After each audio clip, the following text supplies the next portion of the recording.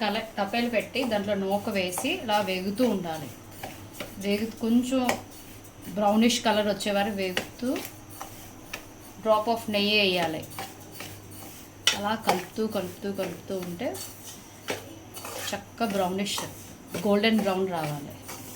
అప్పుడు పర్ఫెక్ట్గా వేగినట్టు.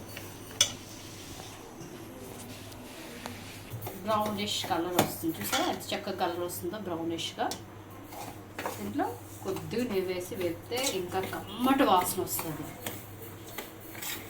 అలా వేగుతూ ఉంటుంది. వేగుతున్నప్పుడు అదొక స్మెల్ వస్తుంది, గుడ్ స్మెల్ వస్తుంది, పర్ఫెక్ట్ వేగినట్టు. సరే ఇదిగా వస్తుంది బ్రౌన్గా. ఒక ట్రాన్స్ఫర్ చేసుకోవాలి.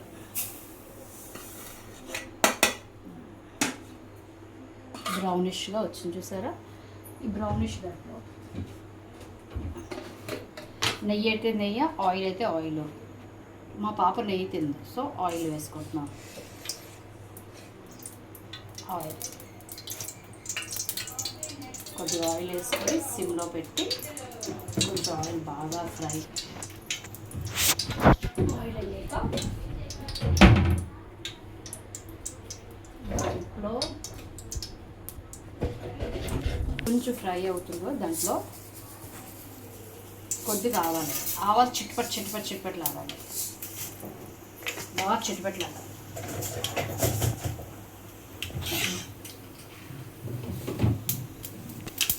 కొద్దిగా జీలకర్ర, డైజెషన్ బాగుంటుంది జీలకర్ర.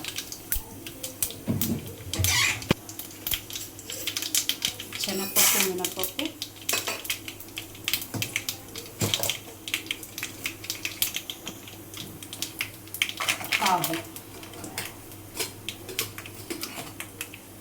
కాజు మా పాప చాలా ఇష్టం, కొంచెం ఎక్కువగా ఉంటుంది.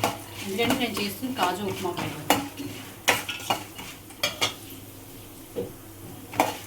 మనం ఎంత ముద్దకి కాజు తగులుతూ ఉంటే దాని టేస్టే వేరే లెక్కలో ఉంటుంది. ఇది కూడా కొంచెం రెడ్డిష్గా అయినప్పుడు సరే ఎంత చక్కటి వాసన వస్తుంది. కాజు రెడ్గా వేగుతుంది. కాజు వేగినట్టు మనకు అర్థమవుతుంది కదా. సో ఆనియన్స్ వేస్తాం. మేము కొంచెం ఆనియన్స్ ఎక్కువే తింటాం. సో ఆనియన్స్, పచ్చిమిర్చి, ఇంకా అల్లం ముక్కలు ఇవన్నీ వేసాక పచ్చి కరివేపాకు వేయాలి. మస్ట్ అండ్ షుడ్, అది మంచి ఇంగ్రీడియంట్. కమ్మటి వాసన వస్తుంది పచ్చి కరివేపాకు. కొంచెం రెడ్గా వేస్తే స్పైసీ కొంచెం తక్కువ తింటారు, స్పైసీ కొంచెం తక్కువగా ఉండాలి. నేను ఒకటే మిక్సీ వేసాను, ఇంకొకటి వేస్తున్నాను.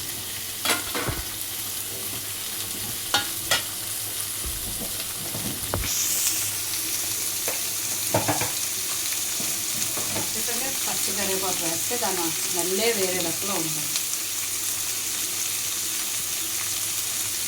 ఈ కరివేపాకు ఆల్రెడీ శుభ్రం చేసి ఇస్తున్నాను, అందుకే కరగలేదు. మీరు కరగలేదు ఏంటని అనుకుంటాను.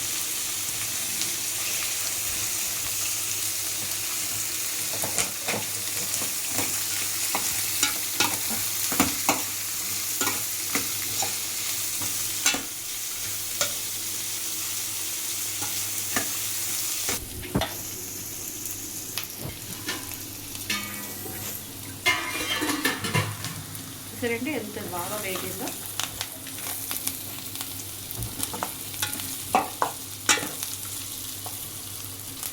బాగా ఫ్రై అయ్యింది.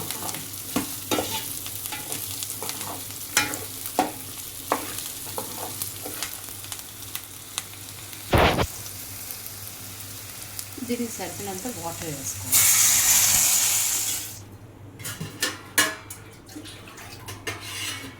నోటు సరిపోయిన వాటర్ వేసుకోవాలి. ఒక్కొక్కరు ఒక్కొక్కలా తింటారు ఉప్మా. ఒకరు పొడిగా తింటారు, ఒకరు కొంచెం ముద్దగా తింటారు. 1:2 గ్లాసెస్ వేసుకుంటే పర్ఫెక్ట్గా ఉంటుంది. అది కొంచెం ముక్కుగా ఉంటుంది. 1:1 గ్లాస్ వేసుకుంటే అది కొంచెం పొడిపొడిగా ఉంటుంది. ఆల్రెడీ నూక వేగింది కాబట్టి ఎక్కువసేపు వేగక్కర్లేదు. సరిపోయిన salt only plain upma with onions, కాజు. కావాలంటే మీరు టమాటో ఉప్మా చేసుకోవచ్చు, లేదంటే మసాలా ఉప్మా చేసుకోవచ్చు. టమాటో ఫుల్ ఆఫ్ వెజిటేబుల్స్ వేసుకొని ఉప్మా చేసుకోవచ్చు. సరిపోయిన ఉప్పు,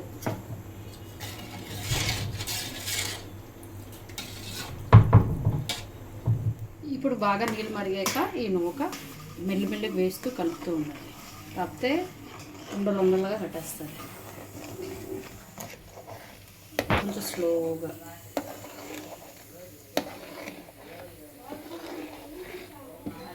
అలా వేస్తూ వేస్తూ వేస్తూ వేస్తూ వేస్తూ వేస్తూ వేస్తూ కలుపుతూ ఉండాలి.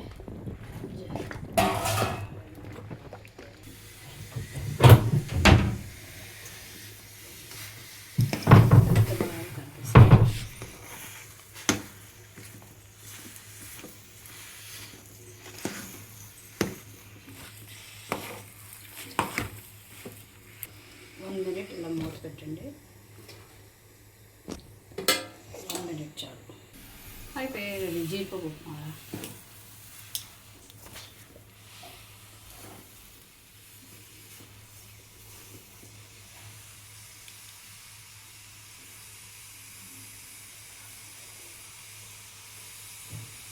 చూసారా, పప్పు ఇలా తాగితే ముద్దకి పప్పు తగులుతుంది. మన నోట్లో పెట్టినప్పుడు అలా అంటే ఒక ముద్దకి 2-3 పప్పులు మినిమం తగలాలి. అలా ఉండాలి జీడిపప్పు ఉప్మా. ఫుల్ ఉప్మా తింటున్నామా, జీడిపప్పు ఉప్మా ఎక్కడ ఉందనే వెతుక్కోవాలి. అలా ఉండాలి జీడిపప్పు. అలా ఉంటేనే మా ఇంట్లో వాళ్ళు తింటారు.